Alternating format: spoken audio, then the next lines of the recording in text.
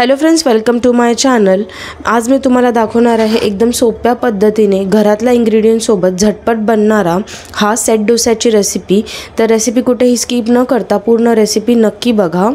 Set dosa बनवण्यासाठी सर्वात आधी एका बाउलमध्ये इथे मी 2 मोठे चमचे जाड पोहे घेतले आहे आणि हे पोहे 2-3 पाण्याने धुवून नंतर ह्याला मी असेच भिजत ठेवून टाकले।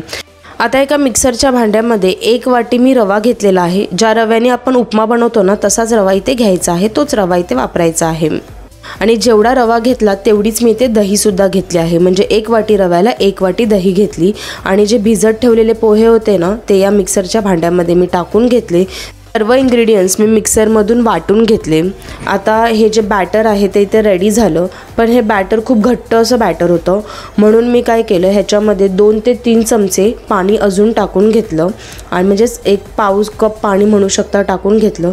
व्यवस्थितपणे बॅटरमध्ये ह्याला मिक्स करून घेतलं आणि पुन्हा एकदा मी हे जे मिश्रण आहे ते फिरवून घेतलं मिक्सरमधून।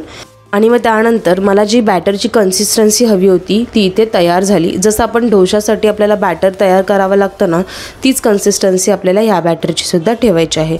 आता हे जे बॅटर आहे ते मी एका बाउलमध्ये इथे काढून घेतलेलं आहे। बॅटर बाउलमध्ये काढल्यानंतर मी ह्याच्यामध्ये अजिबात पाण्याचा वापर केलेला नाही आहे। जेवढं बॅटर आहे ते सर्व घेतलं। ह्याच्यामध्ये चवीनुसार मीठ टाकून घेतलं। व्यवस्थितपणे मीठ या बॅटरमध्ये मिक्स करून घेतलं आणि त्यानंतर बाउलवरती झाकण ठेवून बॅटरला साईडला ठेवले आणि चटणी तयार करायला घेतली। तर चटणीसाठी एका मिक्सरच्या भांड्यामध्ये पाव वाटी मी इथे ओला नारळाचे काप, 2 चमचे इथे मी कच्चे शेंगदाणे घेतले, 4 ते 5 हिरव्या मिरच्या घेतलेल्या आहेत, पाव चमचा जिरा घेतलेला आहे, त्याचबरोबर चवीनुसार मीठ टाकून घेतले। माझ्याकडे भाजलेली चना डाळ नव्हती त्यामुळे मी त्याच्याऐवजी इथे शेंगदाण्याचा वापर केला होता। आता मी या चटणीमध्ये पाव कप पाणी टाकून या चटणीला बारीक असं वाटून घेतलेलं आहे।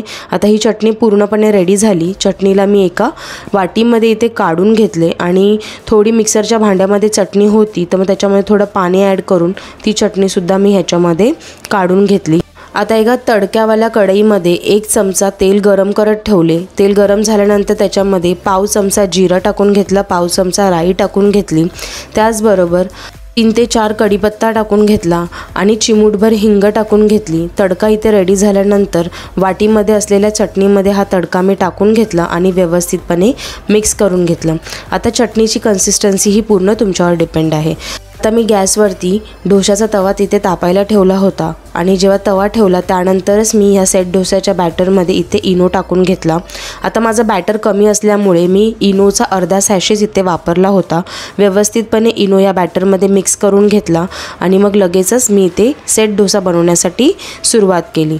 तवा चांगला गरम झाला की गॅसची फ्लेम मीडियम केली आणि त्यानंतर 1 चमचा डोशाचं बॅटर मी या पॅनवरती टाकून घेतलं।